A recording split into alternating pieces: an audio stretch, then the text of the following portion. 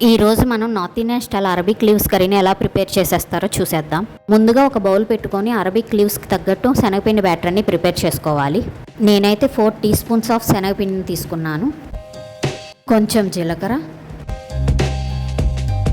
1/2 tea spoon పసుపు,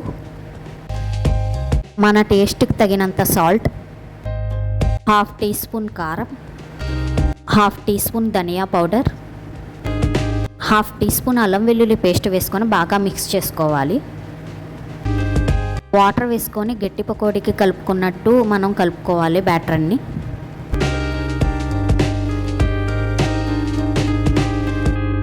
మనం శుభ్రంగా క్లీన్ చేసుకున్న అరబిక్ లీవ్స్ని తీసుకొని మనం ముందుగా ప్రిపేర్ చేసుకున్న శనగపిండి బ్యాటర్ని దాని మీద స్ప్రెడ్ చేయాలి. అలా స్ప్రెడ్ చేసుకున్నాక ఇంకా అరబిక్ లీవ్ పెట్టి మొత్తం స్ప్రెడ్ చేసుకున్న సైడ్స్ క్లోజ్ చేసుకొని రౌండ్గా రోల్ చేసుకోవాలి. రోల్ చేసి పక్కన పెట్టుకోవాలి.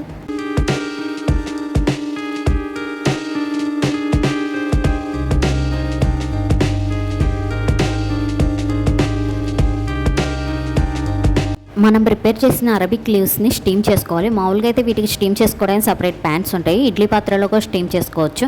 నేనైతే ఇడ్లీ పాత్ర యూస్ చేస్తున్నాను. ఇడ్లీ పాత్రలో ఒక 10 మినిట్స్ స్టీమ్ చేసుకొని పచ్చివాసన పోయేదాకా తర్వాత వీటిని తీసేయాలి.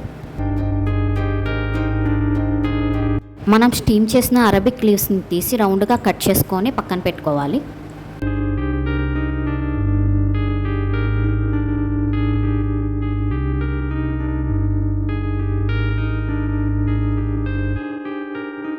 మనం కట్ చేసిన పక్కన పెట్టుకున్న అరబిక్ లీవ్స్ని స్టవ్ మీద బాండి పెట్టుకొని 2 స్పూన్స్ ఆయిల్ వేసుకొని వీటిని ఫ్రై చేసుకోవాలి.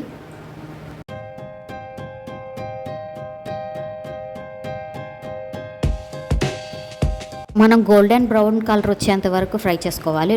రొటేట్ చేసుకొని సెకండ్ వైపు కూడా కాల్చుకుంటే మన అరబిక్ లీవ్స్ అనేవి రెడీ అయిపోతాయి. టేస్ట్ అయితే చాలా బాగుంటాయి. హెల్త్కి అయితే చాలా మంచిది.